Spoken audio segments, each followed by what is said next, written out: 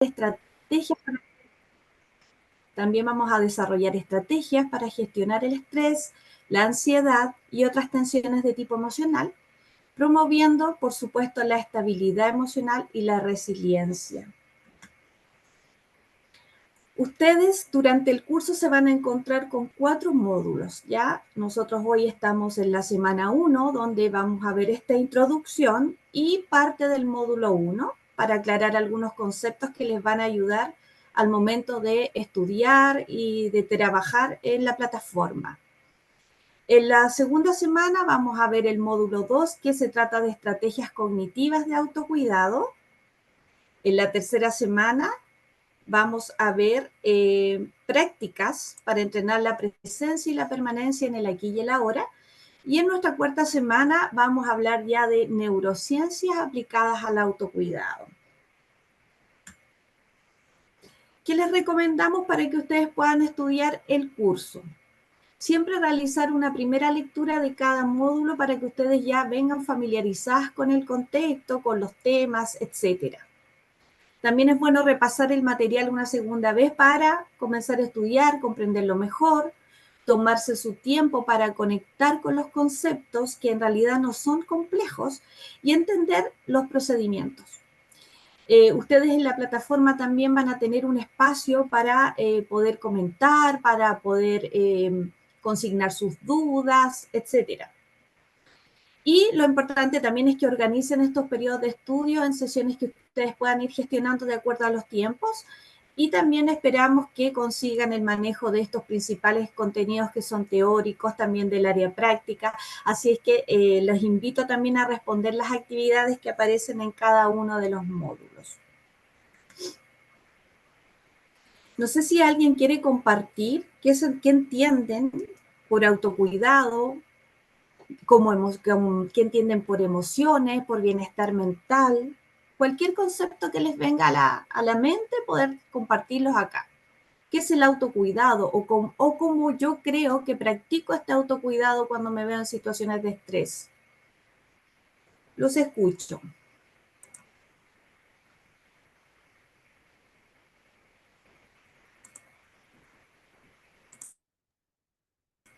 Prevenir, prevenir alguna situación que pueda manifestarse por algún acontecimiento que pueda ocurrir, por ¿Ok? alguna técnica de relajación o la idea es Sí. evitar que ocurra algo que nos afecte físicamente y emocionalmente. Perfecto. Entonces el autocuidado tiene que ver, ¿cierto?, con la prevención de factores que nos puedan estresar, por ejemplo. ¿Está bien? Y respecto a la gestión de emociones, recuerden que nosotros los que somos de generaciones anteriores no recibimos mucha educación emocional de parte de nuestros padres, ¿cierto? La mayoría no nos permitían un poco expresar estas emociones, reconocerlas en nosotros mismos, entonces nosotros crecimos en esas generaciones, donde a veces llorar no estaba permitido, por ejemplo. Y hoy día nos toca aprender a gestionarlas, y adultos, ¿ya? Entonces, bueno, mencionarles que el autocuidado es importantísimo para prevenir agotamientos de tipo emocional, reducir también riesgos de diagnósticos de salud mental, y también promueve, por supuesto, la autoestima, la autoconciencia, la capacidad de cómo yo enfrento desafíos, conflictos de una manera más saludable. Esa es la idea entonces de este curso en general. Me dan un segundo.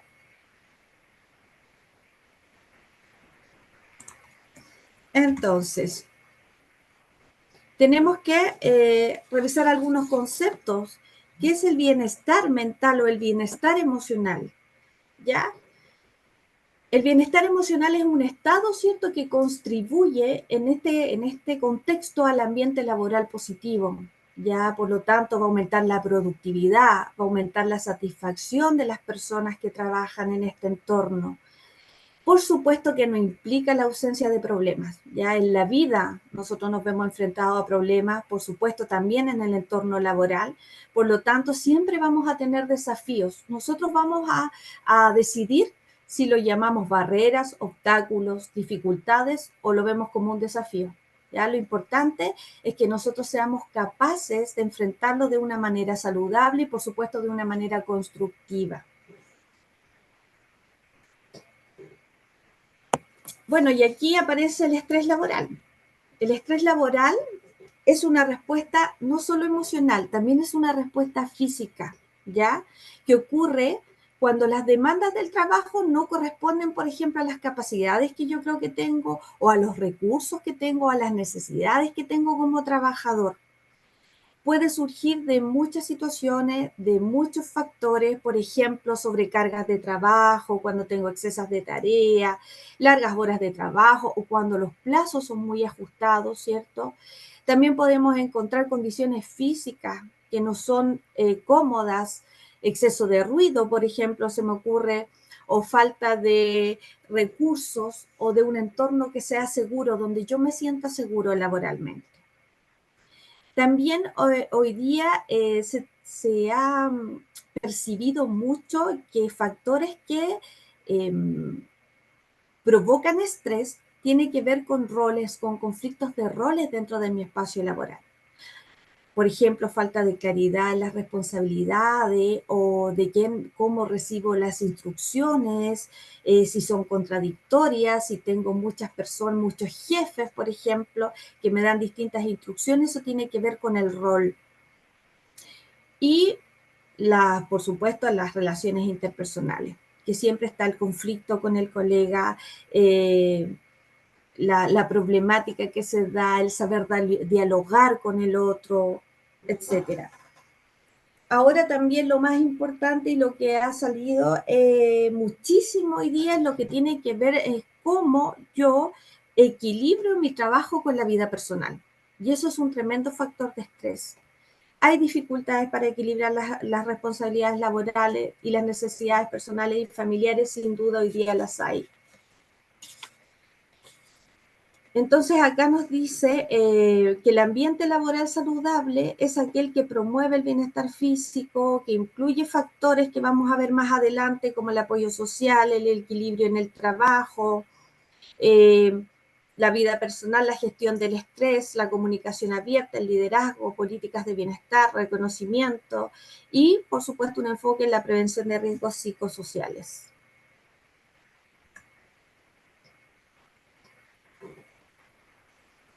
Entonces, acá tenemos algunos aspectos, permiso, que tienen que ver con este ambiente laboral saludable. Y uno de ellos es la resiliencia en el trabajo. Ya la resiliencia, por supuesto, es la capacidad que tienen las personas para recuperarse de ciertas situaciones que generan estrés y adaptarse positivamente. Entonces, para fomentar esta resiliencia, sobre todo los que son líderes en estos espacios laborales, es importante proporcionar un apoyo emocional u oportunidades de desarrollo personal, herramientas para manejar la presión, etc. En cuanto al equilibrio entre el trabajo y la vida personal, por supuesto que implica gestionar efectivamente, ¿cierto? De manera efectiva todas las demandas del trabajo, junto con las responsabilidades y actividades que yo tengo fuera de mi trabajo, ¿cierto? Por ejemplo, trabajar solo en las horas de contrato, gestionar mejor mis tiempos, fomentar el tiempo con la familia también a través de un compromiso concreto. A lo mejor empezar diciendo, mira, yo me comprometo a cenar con mi familia todos los días al momento en que llegue. Y ese cenar significa desconectarme del trabajo.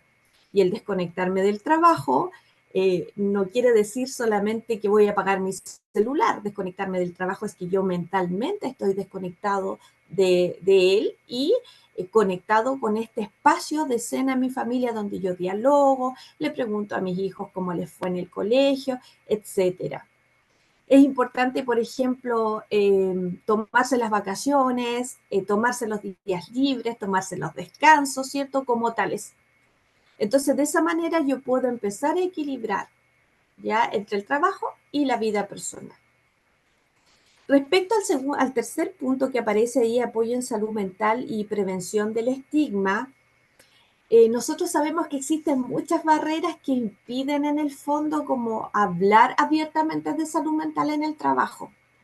Entonces, la idea es que se pueda trabajar bajo una cultura de apertura, de apoyo, de empatía acerca de la salud mental.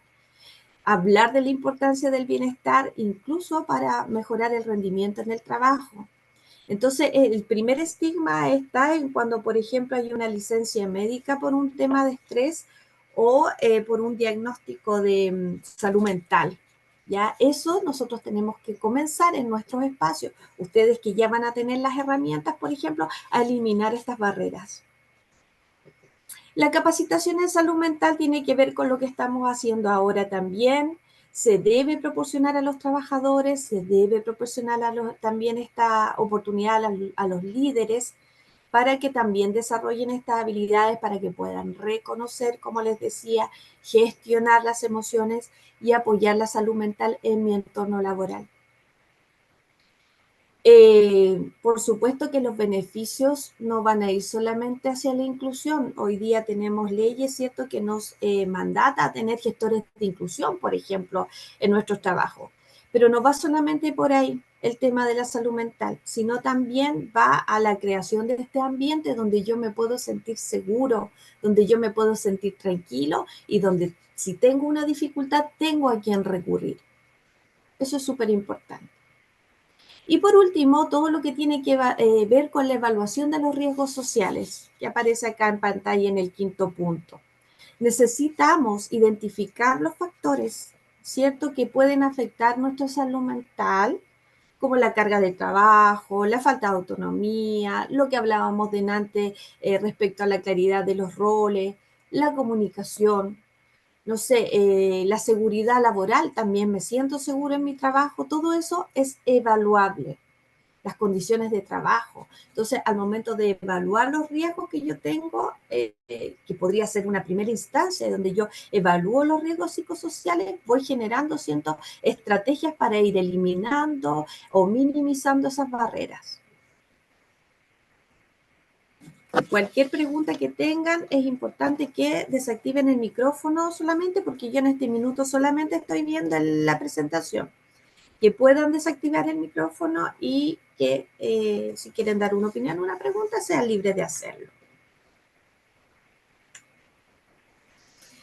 Otro concepto con el que ustedes se van a encontrar en este módulo, cuando lo revisen, ¿cierto?, tiene que ver con el locus de control.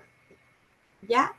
Entonces, el locus de control lo vamos a conocer, en el fondo es un concepto psicológico, ya que refiere a cómo las personas perciben todas las causas de sus experiencias y todos los factores también que influyen en su vida.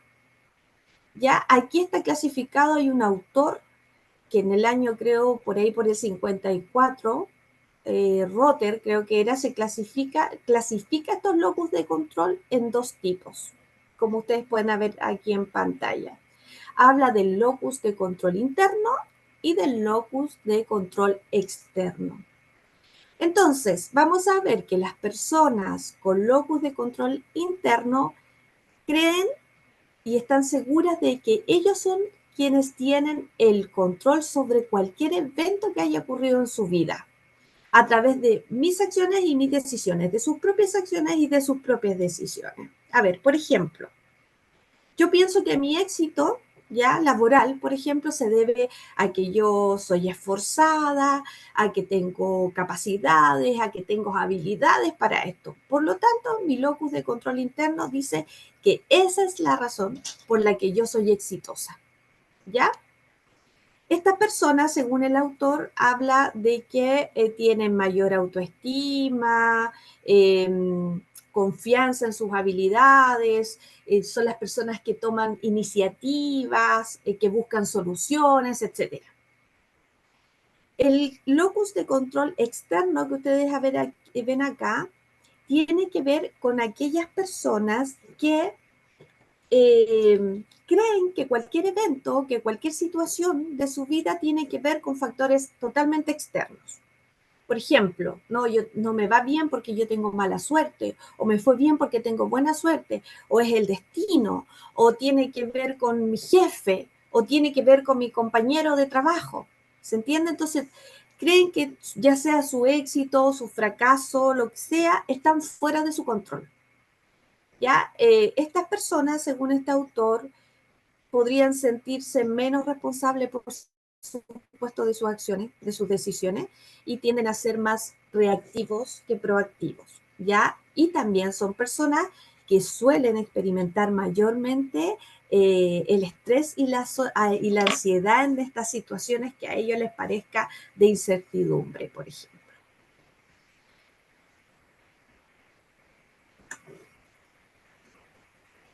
Otro concepto importante, todo lo que tiene que ver con crisis emocional. A veces nosotros pensamos que la crisis es sinónimo como de un ataque emocional, como de algo muy grave. Y la verdad es que las crisis emocionales también se pueden vivir de una manera muy interna. Toda crisis emocional está relacionada con una desregulación, ¿ya? Y cómo yo la controle va a ser el nivel de intensidad que esta crisis tenga.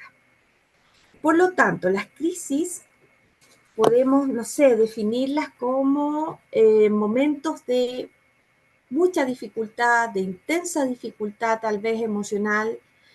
Hay personas que hablan de desequilibrio psicológico, yo hablaría más bien de desregulación, que pueden ser desencadenados por distintos factores de estrés, ¿ya? O eventos traumáticos o factores emocionales que uno tiene, ¿cierto? Y que arrastra a veces desde la infancia. Estas pueden variar, por supuesto, en gravedad, pueden variar en duración y van a afectar a las personas de manera diferente. Nunca a todas les va a dar igual o van a sentir igual una crisis. Pero para que puedan identificarlas, acá hay algunos síntomas, ¿ya? Me siento con una intensa tristeza o desesperanza, tengo cambios en el sueño, no tengo hambre o tengo al revés, tengo mucha hambre, ansiedad. Me preocupo excesivamente tal vez por cosas que antes no me preocupaban tanto. Eh, Me irrito fácilmente, me enojo fácilmente, tengo dificultades en mi concentración para concentrarme en el trabajo, para tomar decisiones, no me siento segura, siento miedo, ¿ya? Estoy desconectada del mundo, me aíslo, tiendo a aislarme, me siento mejor así. Y ya cuando tengo también pensamientos recurrentes de autodestrucción o de muerte, por supuesto que podemos hablar también de una crisis. No todos estos factores en su conjunto demandan una crisis emocional. Puedo tener 3, puedo tener 2 y estoy entrando en estas crisis de tipo emocional. Por eso es importante poner atención a mis síntomas, ya sobre todo si yo veía la diferencia en que antes no me sentía de esa manera y hoy día sí. Nuevos conceptos. Nosotros hasta hace un tiempo manejábamos solamente lo que era el estrés, ¿ya? Luego aparecen conceptos de estrés, de distrés, de eustrés, ¿cierto? Que derivan de esta primera teoría del estrés propiamente tal. Ha sido desarrollada, ha sido investigada a lo largo del tiempo y hace muchísimo tiempo, por los años 40, 36, por ahí, se define el estrés como una respuesta que no es específica de nuestro propio cuerpo a cualquier situación, a cualquier demanda, a cualquier cambio. Entonces, este autor que desarrolló la teoría del estrés, que es Hans Selye, notó que nosotros teníamos el cuerpo en el fondo tenía esta reacción fisiológica para enfrentar situaciones que a nosotros demandaba, por ejemplo, una amenaza, independiente de la naturaleza de esta amenaza. Yo me siento amenazado por X situación y aparece el estrés. El distrés ya pasa a ser cuando es crónico, cuando te enferma. Entonces, de repente nosotros llegamos al médico y el médico nos habla de estrés o nosotros le decimos que estamos estresados porque ya tenemos sintomatología en nuestro cuerpo, ¿cierto? Fisiológica, pero ahí nosotros estamos hablando ya de un distrés, ya es crónico, te enferma. Y ese se podría llamar estrés negativo cuando nosotros llegamos a un estado de depresión, de un bajo rendimiento, de irritabilidad, de fatiga, etcétera, ya estamos hablando de este distrés. Y el EU3, fíjense, que no sé si es complejo para algunos, pero la idea es que vamos hacia allá, es el estrés positivo. ¿Y qué pasa? Sucede que cuando yo tengo este factor que me estresa en primera instancia, yo me voy a sentir seguro, me voy a sentir capaz de enfrentarlo, voy a sentir que puedo superar este evento de estrés, ¿ya? Por supuesto que para eso tengo que tener muchas competencias y muchas herramientas que van a ustedes a conocer también en el transcurso de este módulo. Porque cómo pasamos, ¿cierto?, del estrés o del distrés al EU3. ¿Cómo lo hacemos?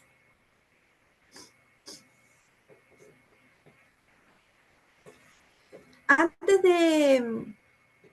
de compartir estas preguntas, les quiero mencionar, no sé, algún ejemplo de, de pasar de este estrés positivo a un estrés negativo, un ejemplo concreto. Por ejemplo, no sé, me asignan un proyecto X, un proyecto importante donde a mí me ofrecen, donde yo puedo desarrollar otras herramientas, otras habilidades, demostrar mis capacidades.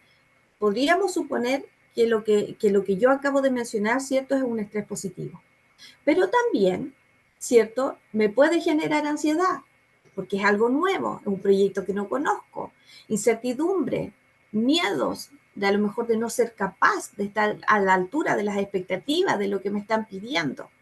Por lo tanto, yo la situación o el factor estresante debo aprender a manejarlo y ojalá sea siempre hacia este estrés positivo. ¿Cómo? Como les decía a ustedes, utilizando las herramientas de manejo que van a encontrar para que antes que este estrés se convierta en este distrés que es más crónico. Entonces aquí me gustaría compartir con ustedes y a lo mejor también para ser bien respetuosa, no todos queremos siempre hablar de las situaciones específicas en mi trabajo que me han causado estrés, ya y cómo lo he manejado. A lo mejor desde la experiencia personal a veces no es fácil hablarlo, pero podríamos compartir qué factores de su entorno laboral ustedes consideran que podría convertirse en un factor, en un estresor, por ejemplo. En el rubro que ustedes se manejan, en el ámbito donde están, qué situación recurrente tal vez podría convertirse en un estresor. Los escucho.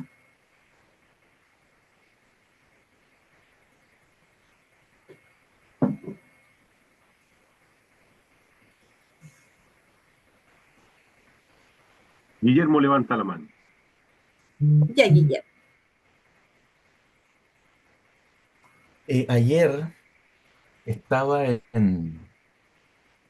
atendiendo público, acción de público, y ayer me sentí como un poquito cansado porque atendí muchos casos complejos eh, que tienen que ver más con temas de familia, y me encontré con muchas situaciones que pocas veces me pasa, pero ayer terminé desgastado, terminé cansado, llegué a la casa Ya, cansado porque es como que absorbí el problema, la preocupación, la tristeza de todas las personas que fueron. Y los casos que atendí ayer fueron de violación, me tocó escuchar, entonces, que no es común recibirlo en la corte, y habré atendido como unas 7 personas, pero toda esa energía de ellos, de toda esta preocupación, ese estrés, como que la absorbí. entiendo. Y llegué cansado a la casa, llegué cansado, como que todos esos problemas, porque vienen personas con muchos problemas, Claro, muchos. tema y uno tiene que escucharla y tratar de darle alguna orientación. Nosotros no podemos solucionar en la vida a todo el Por mundo, supuesto. pero ayer me pasó eso. Bueno, pocas veces me pasa, pero ayer me ocurrió eso, que mucho de este tipo de situaciones. Y lo que usted habla, Entiendo. bueno, en lo que usted habla en general sobre el estrés, yo utilizo por lo general otro nombre, ¿ah? Yo utilizo la palabra templanza. Perfecto. Cuando la persona está bien templada, resiste mucho, muchas cosas. Y cuando no es porque le falta un poquito de templanza. Eh, Eso es lo Ujú. que yo podría aportarle. Perfecto. Y claro, templanza después lo vamos a ver como autocontrol, pero es súper importante que tú puedas identificar el factor estresor. Entonces, en ese minuto, claro, tú consideras que tuviste un día difícil, con casos difíciles, situaciones complejas, tú lo identificaste y llegaste cansado, ¿cierto? ¿Y qué pasó después? ¿Qué hiciste después para lograr esa estabilidad, esa templanza de la que tú mencionas? No, traté de dar vuelta a la página. O sea, yo después me desconecté. eh, ¿Ya?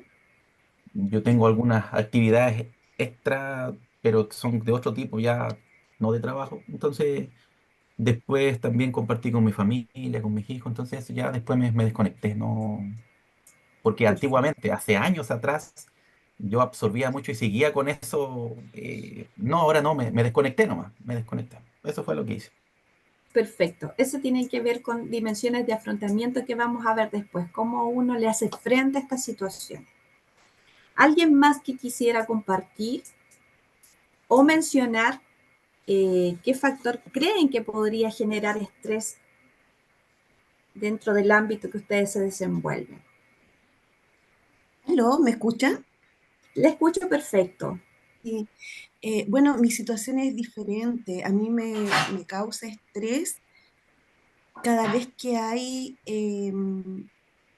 no siempre eh, me pasa, pero hay ciertas situaciones cuando hay exceso de trabajo, sé manejarlo súper bien.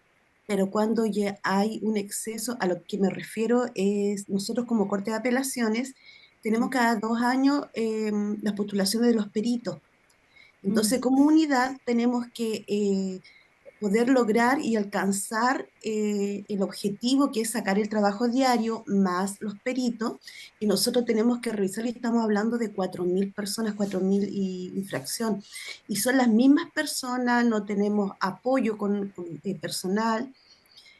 Entonces, eso significa trabajar a deshora todos los días hasta las 12 de la noche, 1 de la mañana, y se ha dado, aunque se han tratado de establecer cierto tipo de estrategia para poder, por decirlo de alguna manera, para poder canalizar y distribuir bien la carga laboral con algunas competencias, algunas capacidades, que algunas personas vean un cierto tipo de cosas, otras no, pero aún así, yo creo que eso se puede lograr en los primeros días, bien. Después, cuando va el cuarto, quinto día, o después hay un periodo de tiempo dentro de esa métrica, bien. Pero después pasa eso y yo comienzo el periodo de estrés y empiezo a cometer errores. exacto. Y a veces son errores tan lesos que no, así como yo digo, pero ¿cómo? Y me molesto, me enojo conmigo. Eso me pasa, me enojo, me molesto. Y son reiterativos. Y trato de que no pase, trato de concentrarme y no me concentro. Después algo que podía sacar en 3, 5 minutos, quizás me demoro 1 hora. Claro. Y eso me Baja tu pasa. rendimiento. Baja Baja tu el rendimiento. rendimiento, comienzo a cometer errores y eso no sé cómo. Bueno, antes hacía mucho deporte, ahora he dejado de hacer deporte por lo mismo, porque igual hay otros factores que son personales, me cambié de ciudad, tengo que viajar, entonces menos tiempo, pero antes yo solventaba un poco con eso y ahora es como que me falta el tiempo para todo. Y no sé si será de que yo no me, quizás de alguna manera no me obligo a sí o sí tener una actividad extra como el deporte, Ujú. o no lo sé. Entonces, eso así como que sí, para mí son situaciones estresantes. Entiendo. Sí, Y, cuando uno y entra en estos disculpe episodios de estrés, eh, disculpe la interrupción, sí, y aquí, sí, cuando termina ese periodo, ahí yo creo que paso el eustrés que usted dijo, porque es como un relajo, me siento feliz, ando contenta, me concentro, no sé, pero en ese periodo es que es como el caos en mí. Disculpa, ahora sí no interrumpo. sí. Mira, justamente después vamos a hablar de este síndrome general de adaptación, de cómo nos vamos adaptando al estrés y te va a hacer mucho sentido. ¿Ya? Por supuesto que uno tiene que tener herramientas para gestionar el tiempo. Entiendo el contexto, absolutamente. Entiendo la presión también con las cuales trabajan.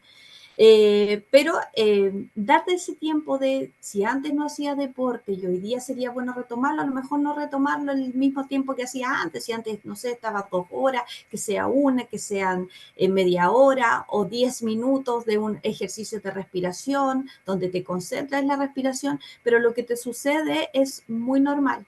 Cuando uno está en una situación de estrés, baja el rendimiento y baja la concentración, ya porque tú cognitivamente estás muy agotada, ya entonces ahí empiezan a interferir también todo el tema de tus funciones ejecutivas, tu organización, tu planificación, etcétera. Pero hay estrategias. Escuchamos a una persona más para que podamos continuar con el síndrome de adaptación que te estaba mencionando.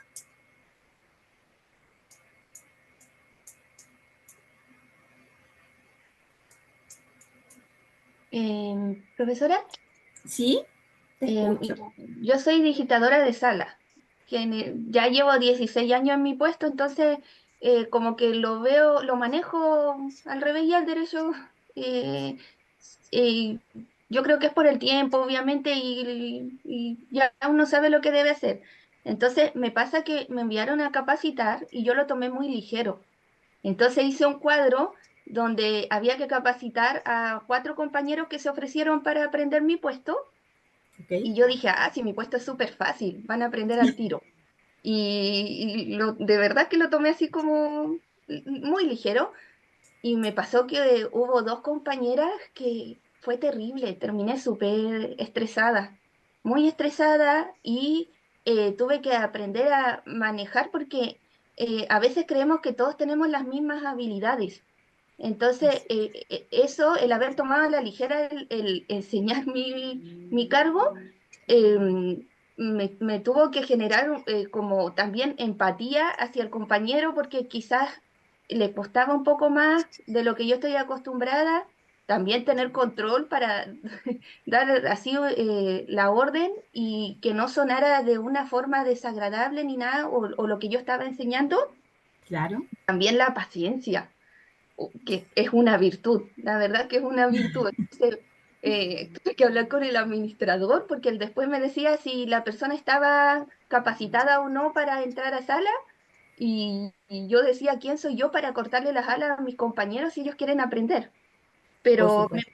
me pasó con una tercera compañera que al segundo día, pero súper hábil, súper. Y ella como que me generó esa sensación rica de enseñar, porque tenía todas las capacidades como para estar en sala y agarraba, hacía al tiro todo lo que uno le decía. Entonces, yo creo que uno igual debe valorar su trabajo y lo que hace, porque yo en ese momento me di cuenta que no es tan fácil la función, pero es por el tiempo que uno lleva que lo ve así como, no, esto me lo he hecho al bolsillo. Eso. Claro. Es que 16 años, transmitir 16 años de experiencia, me imagino que no debe ser fácil. Ahora, viste, ahí tú identificaste factores internos, que son tus competencias y tus habilidades, y externos, que eran la capacidad, ¿cierto?, de aprender de estas otras personas. Tú me dices, había una que le costaba muchísimo y otra que tomó, ¿cierto?, el ritmo y fluyó. Sí, sí, Entonces eso también tiene que ver, y eso también te hizo reconocer a ti que no eras tú la que no estaba transmitiendo bien, ¿cierto?, la información, sino que también tiene que ver con este factor externo que es el otro.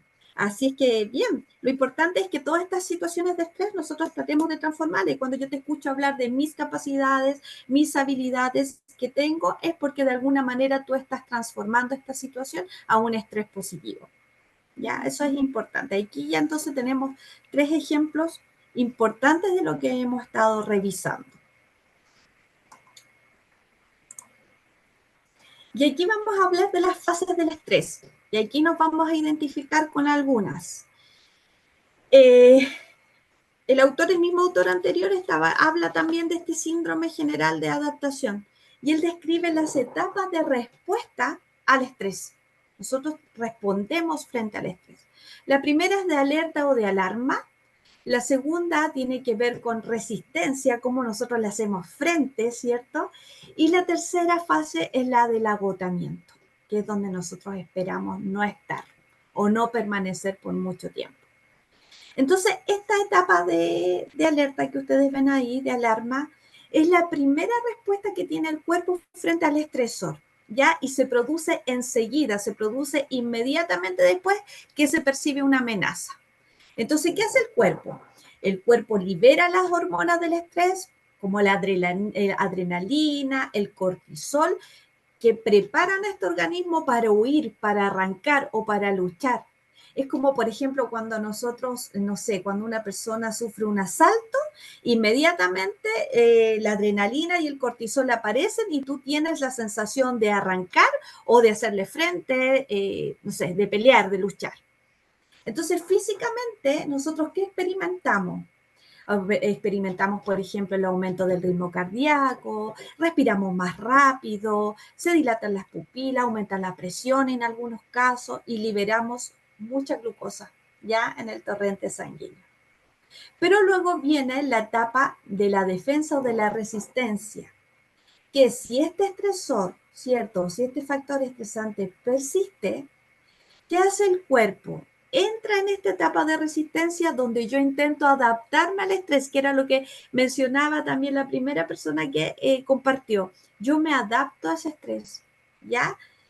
El cuerpo, ¿qué hace? Intenta de alguna manera tener un nivel de funcionamiento más equilibrado, aunque todavía está elevado, pero equilibrado en comparación, ¿cierto?, con un estado de reposo donde no tengo estresores. Entonces, ¿qué pasa? Se siguen liberando hormonas del estrés, pero a un ritmo más moderado, ¿ya? ¿Por qué? Porque de esa manera sostiene la alerta y la energía que necesita el cuerpo para enfrentar este estresor. O sea, el cuerpo sigue utilizando sus reservas de energía y de recursos para mantener este estado de resistencia. Pero ¿qué pasa en una tercera etapa, que es la de agotamiento que ustedes ven ahí? Si este estresor continúa, ¿cierto?, ahí molestando y el cuerpo no puede mantener este estado de resistencia que tenía en la etapa 2, se entra a este agotamiento, donde las reservas que nosotros teníamos de energía y los recursos que teníamos en el cuerpo ya se agotan. Entonces, nosotros ya no tenemos capacidad para combatir ese estrés. ¿Se entiende? Entonces, el continuo esfuerzo para mantener este estado de resistencia termina en un desgaste físico, termina en un desgaste mental. Y aquí viene lo que decía la colega anteriormente, experimentamos cansancio, debilidad y también disminución del sistema inmunológico. Cuando les dicen, tú estás con las defensas bajas por estrés, a eso se refiere, a esta etapa de agotamiento. También porque estamos susceptibles a mayores enfermedades y trastornos también relacionados con el estrés. Trastornos digestivos, por ejemplo, ansiedad y, bueno, en términos de salud mental, la depresión. Entonces, esas son las fases. La idea es que nosotros podamos hacerle resistencia, ¿ya? Y no tengamos que pasar esta etapa de agotamiento. Y cuando pasamos, tenemos muchísimos recursos donde buscar ayuda, realizar alguna actividad, etcétera. Pero eso tiene que ver un poco en teoría en lo que es la adaptación al estrés.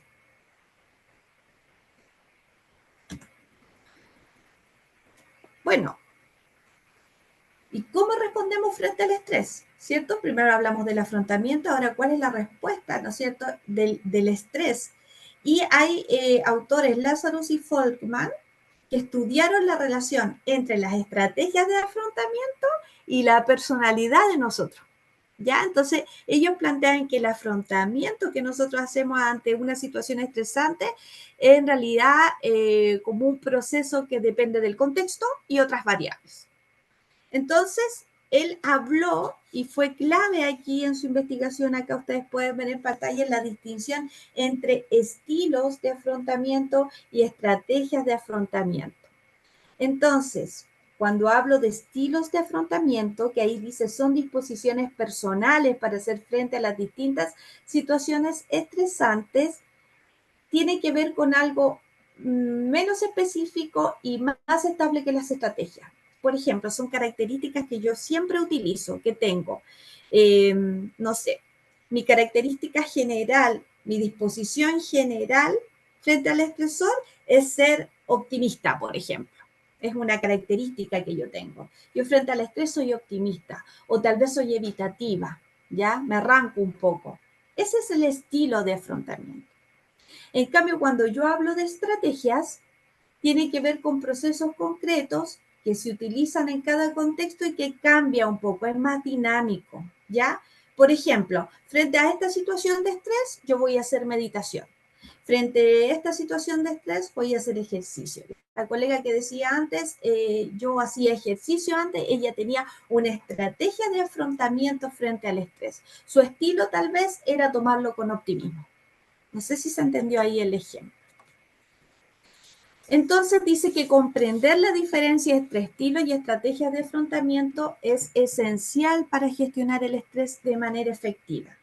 Entonces, mientras que los estilos representan patrones generales que yo tengo, ¿cierto? Y consistentes, estables, las estrategias son adaptables a la situación. Ya puedo hacer deporte, puedo hacer meditación, puedo hacer yoga, etcétera. Conocer y aplicar ambos conceptos, dice, puede ayudar a las personas a desarrollar una capacidad más robusta para enfrentar este estrés en diversas circunstancias. Entonces, ustedes, cosas que ya han ido haciendo para enfrentar el estrés, hoy día tienen nombre desde la teoría, ¿cierto? Hablamos de dimensiones, hablamos de síndrome general de adaptación, ¿cierto? De estrategias de afrontamiento, etcétera.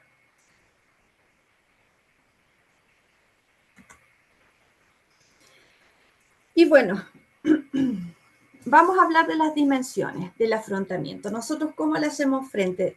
Delante hablaba, les decía yo al colega que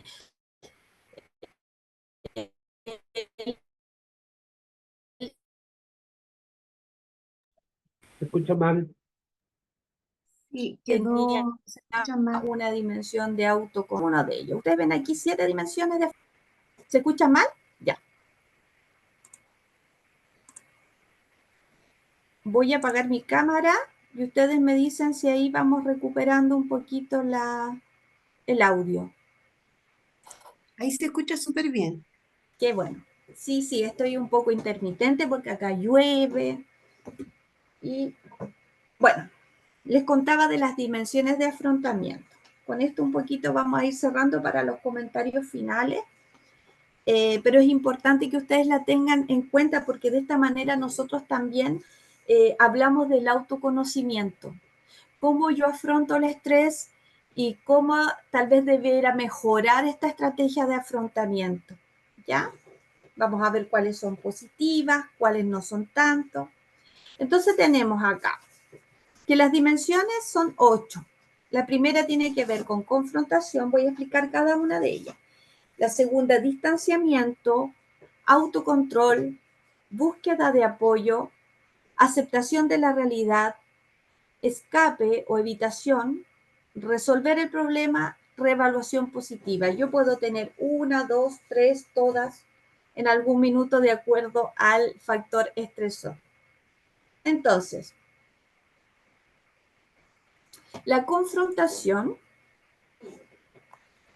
bueno, les expliqué que el afrontamiento adopta distintas formas, ¿cierto? Implicaciones directas.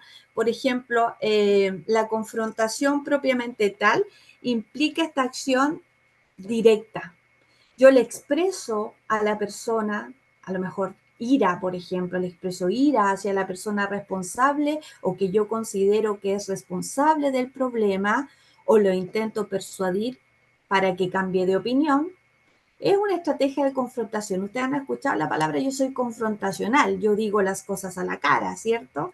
Y eso tiene que ver con que sí está bien, está bien, tiene beneficios ser confrontacional, siempre y cuando sea desde el respeto, ¿cierto? Entonces, esta estrategia puede ser efectiva para abordar conflictos de manera directa, sin duda, puede ser efectiva, pero también conlleva riesgos. Y estos riesgos tienen que ver con tensiones que yo puedo estar pasando, porque uno puede ser confrontacional, pero no deja de ser tensional para mí tener que confrontar a una persona, ¿cierto? O para la otra persona también. Entonces también tiene riesgos como de escalada emocional. ¿Ya? La escalada emocional, de menos a más. Yo me enojo, entro en furia, ira, etc. Eso es, yo afronto la dimensión de confrontación. Ahora vamos a hablar del distanciamiento, ¿ya? Cuando yo digo, no, yo no pesco este problema, no le hago caso, lo ignoro. Es el distanciamiento. Es una estrategia, por supuesto, donde se intenta ignorar, donde yo minimizo el problema y hago como que no ocurrió. Ya me comporto como si nada hubiese ocurrido. Y por supuesto que puede ser útil temporalmente para reducir la ansiedad, esa ansiedad inmediata. Cuando yo ignoro el problema, esa ansiedad inmediata baja un poquito, se reduce. Pero a largo plazo puede llevar a la número 6, que es una evasión, que en el fondo no resuelve el problema, el distanciamiento. Después tenemos el autocontrol emocional, ya que esto implica la capacidad de gestionar las emociones propias de manera efectiva. Yo partí diciéndoles a ustedes que en un comienzo que nosotros no habíamos recibido mucha educación emocional, al menos nuestras generaciones, no se hablaba de emociones. Mayormente se reprimían, no llores, o los hombres no lloran, o entonces a nosotros nos cuesta mucho hoy día tener este autocontrol emocional. ¿Ya? ¿Por qué? Porque no logramos todavía identificar y canalizar emociones. Quienes lo han logrado, los felicito, pero ha sido un proceso. Ya la educación emocional demanda un proceso. Por lo tanto, el autocontrol implica la capacidad de gestionar las emociones propias, ¿cierto? Como les decía, de una manera más efectiva. Y por supuesto que el autocontrol es una habilidad que nos permite tener relaciones saludables, nos permite tomar decisiones desde la razón y no desde la impulsividad, por ejemplo.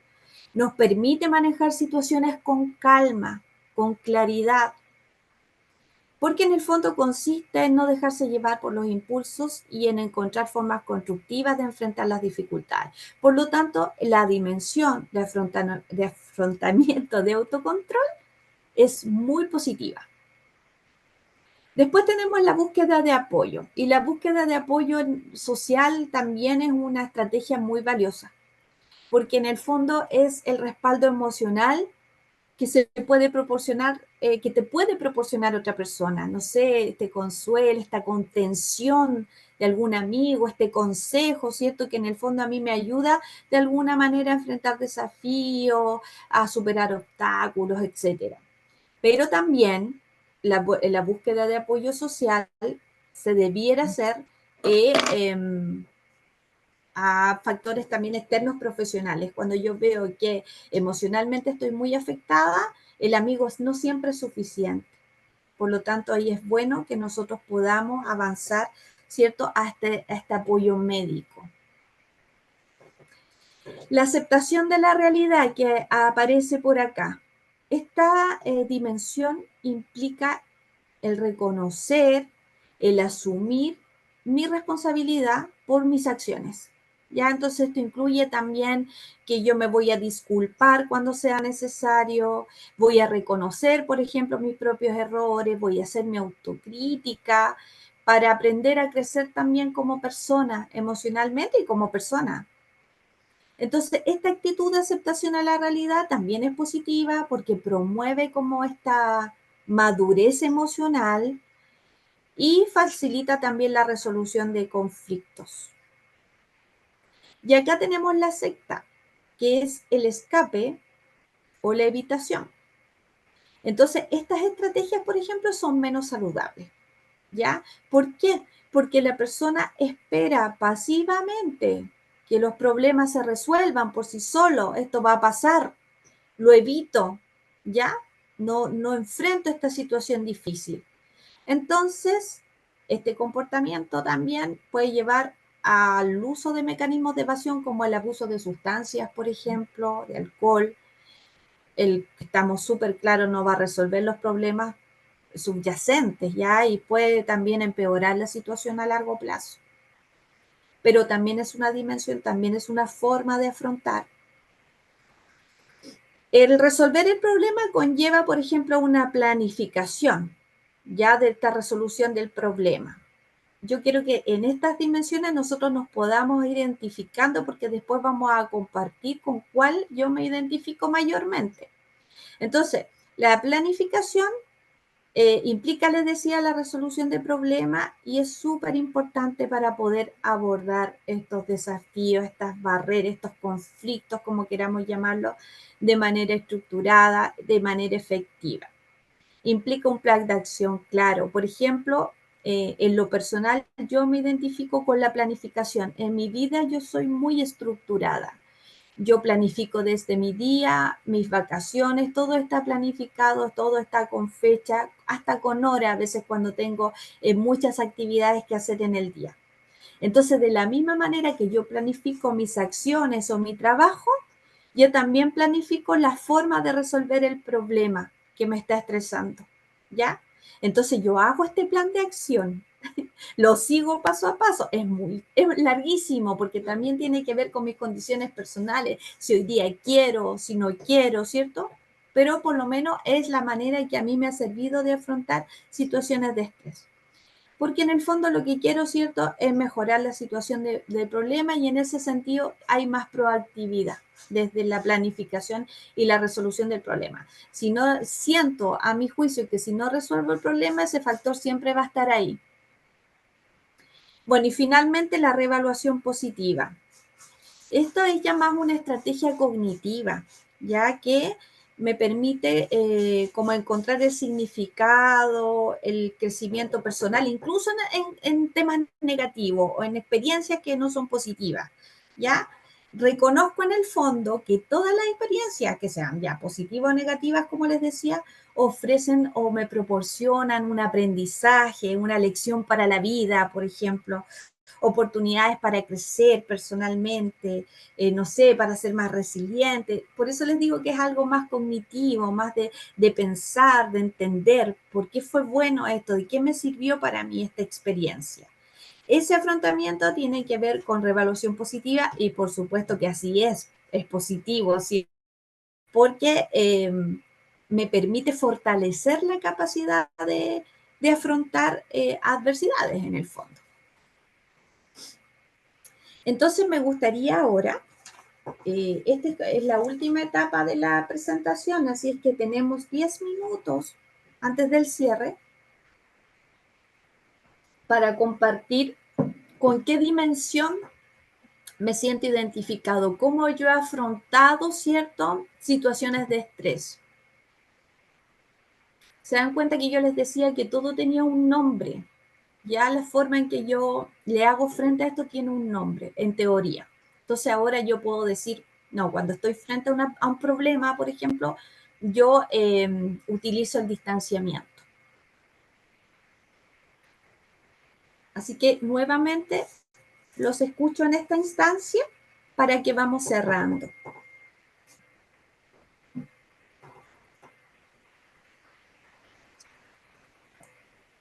Les voy a dejar el PPT ahí para que puedan ir revisándolo.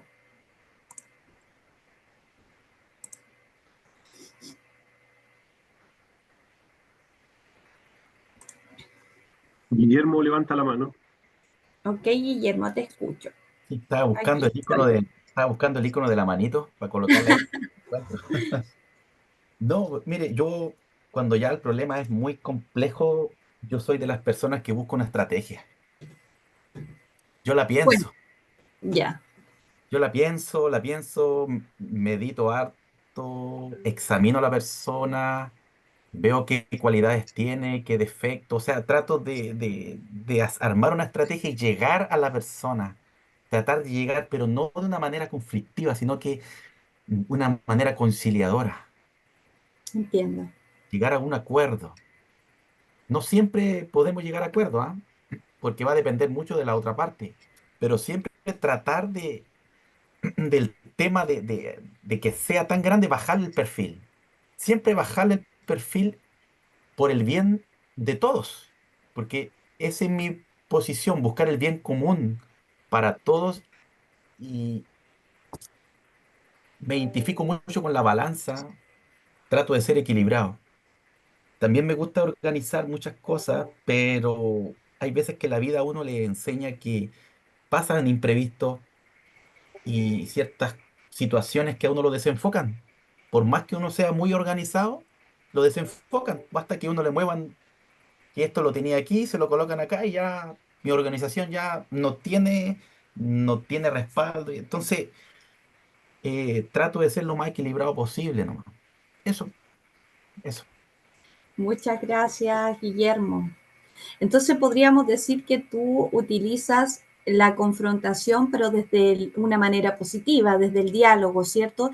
Y también la resolución de problemas. Desde ahí tú planificas, ¿cierto? Esta conversación, este diálogo. Entonces tú estarías utilizando dos dimensiones Así es. mayormente, que es la confrontación desde lo positivo para resolver el problema. Sí. Perfecto.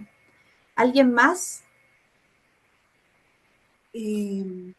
Yo, bueno, evaluando y mirando todas las dimensiones de afrontamiento, yo creo que en la vida, en la parte privada, yo creo que he pasado por las 8, pero si lo llevo a la Sí. parte del trabajo, no, ahí no, yo creo que es la confrontación, el autocontrol, de todas maneras, la aceptación de la realidad y resolver el problema, pero el escape, todo eso no. Y también siempre la revaluación positiva. Siempre también yo creo que direccionándolo, como dijo mi compañero anteriormente, a resolver el problema, de que no escale más allá, tratar de solucionar siempre el conflicto en ese plano, no de ir y ¿cómo se llama? Y a la otra persona, a la otra parte, tratar de ser empática y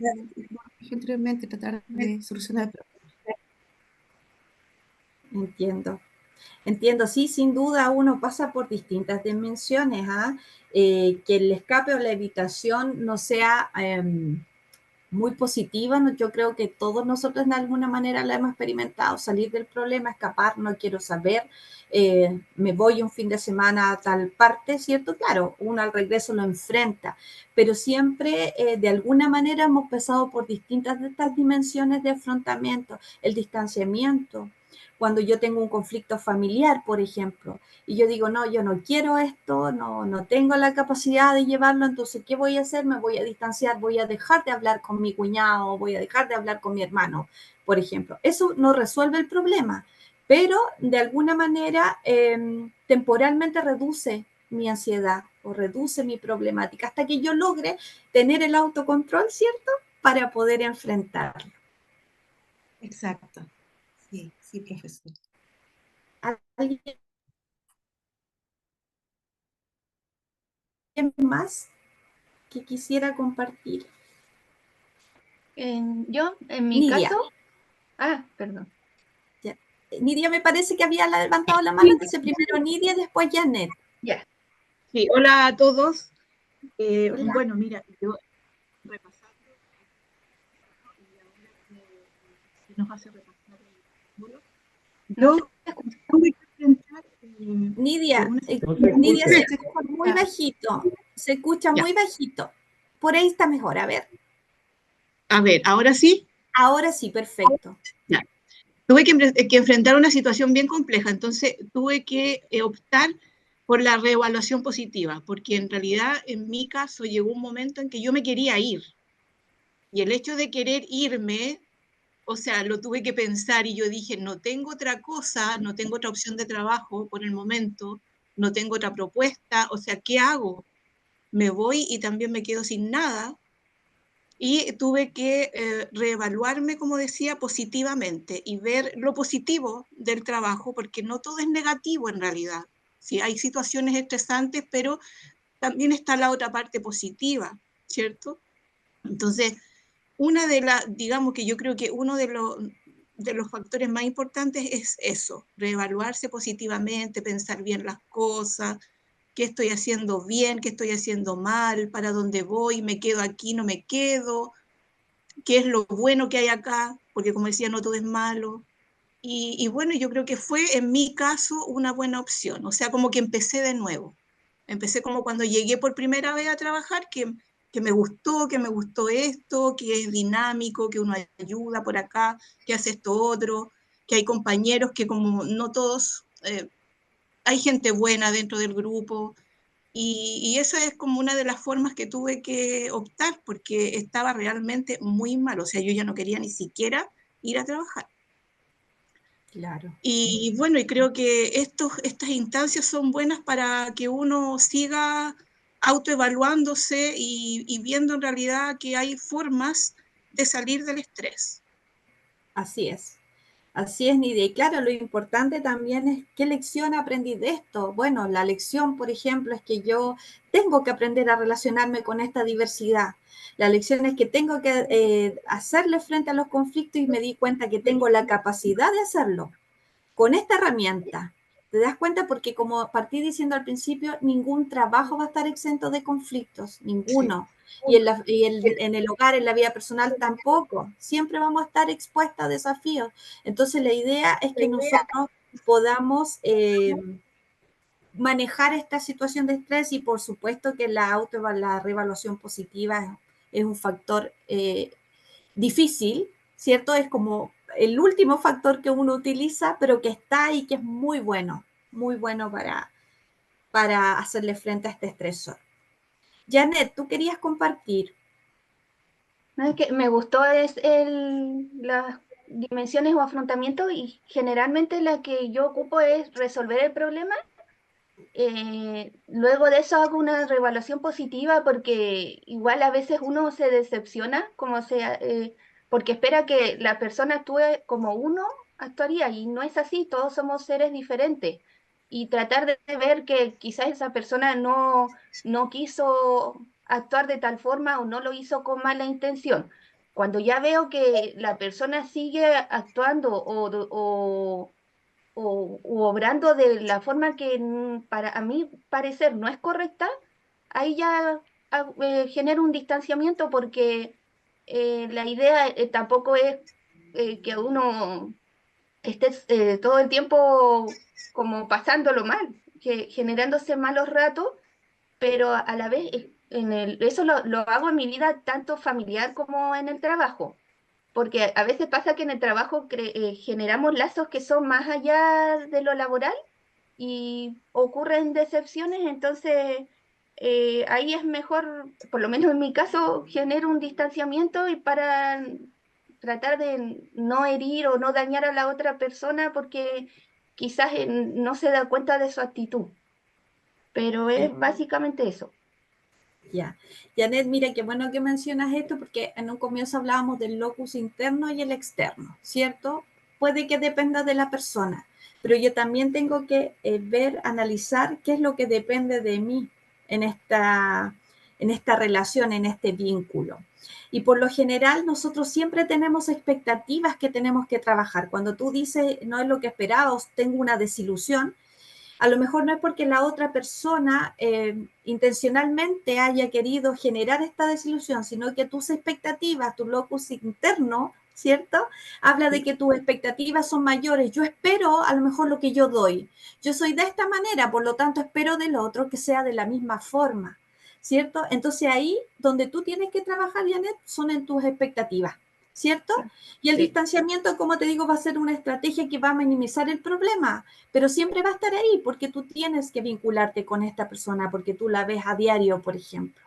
¿Entiendes? Entonces, cuando tú aprendes a trabajar en ti para que estos temas no te afecten y ves y seas capaz de ver, eres capaz de ver tu locus interno, vas a tener más herramientas para sobrellevarlo.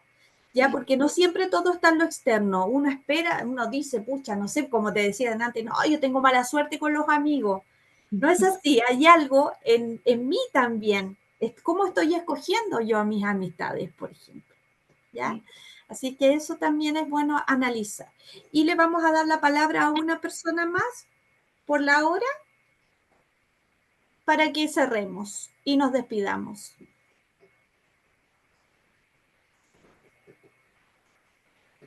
También nos pueden mencionar si les hizo sentido, si les gustó este taller, esta clase, que en realidad es más ejemplificadora para lo que van a ver en teoría.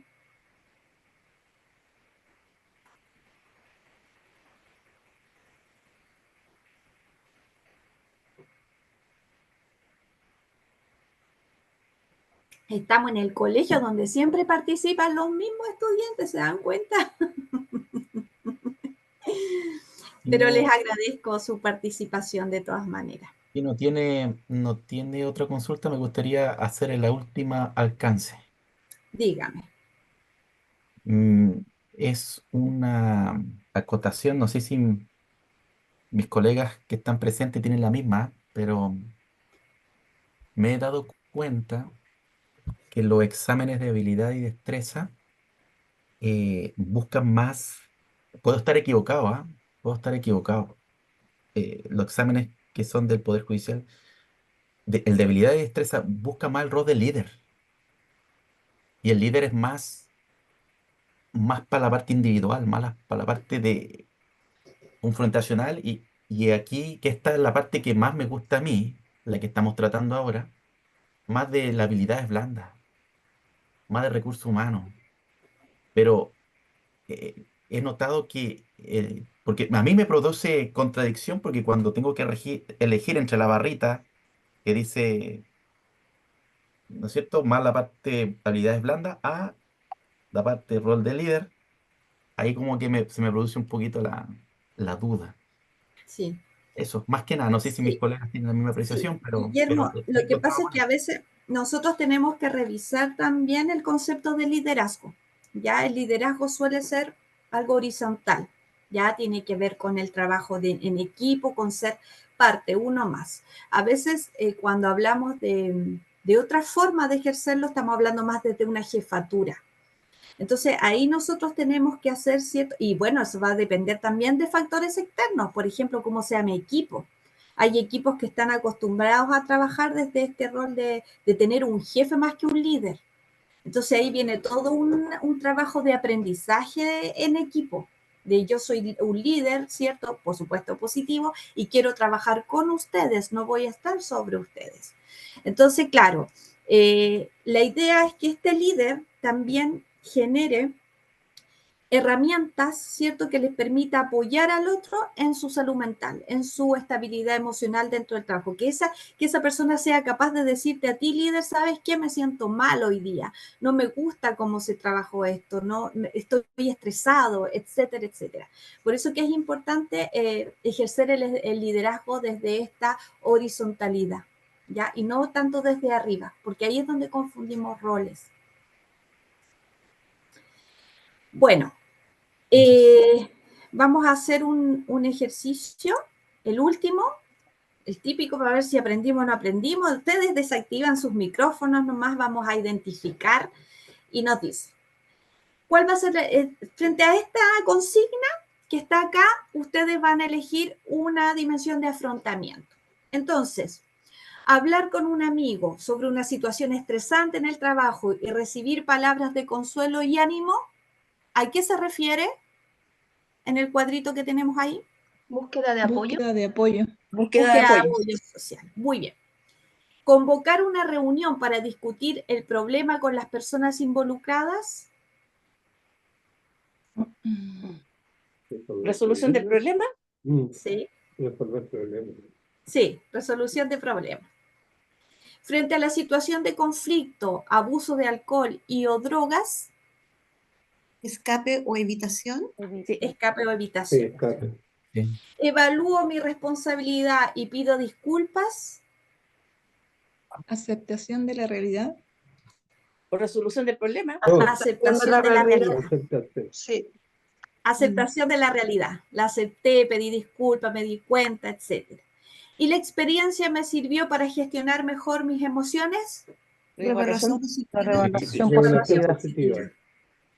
Súper bien, chiquillos. En realidad, No les va a costar nada el módulo, revisar el módulo. Eso sí les voy a decir que no olviden responder el desafío de la semana. Ahora es cortito y ahora que están fresquitos con estos conocimientos, estoy segura que leer va a ser muy fácil y van a responder el desafío muy rápidamente.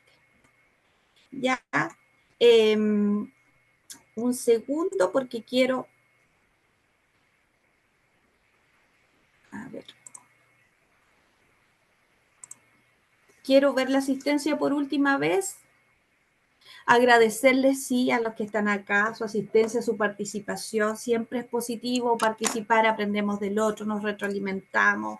Tenemos ya 3 módulos más que revisar y espero lo mismo, ya su participación. Tenemos, no sé si, tengo algunas personas presentes aquí, pero no sé si llegó Jacqueline Castillo,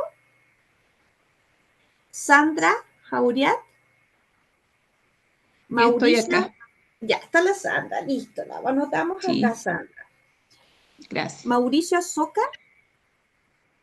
Mauricio parece que... No se escucha bien.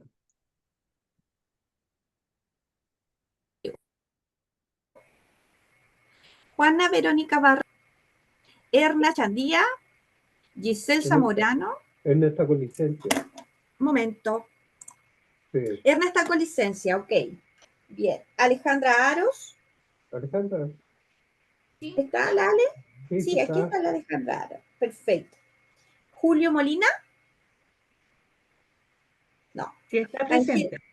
Ya no está presente. Angélica Sí, no, sí Figueroa. está presente. Ah, sí está presente. Sí. Ya. Gracias. Y Angélica. Angélica parece que no. Bien, aprovechen estos 5 minutitos de tomarse un café. Me despido. Nos vemos el próximo jueves a la misma hora. Ya que tengan una excelente semana. Gracias. Chao. Igual para usted. Gracias. Hasta luego.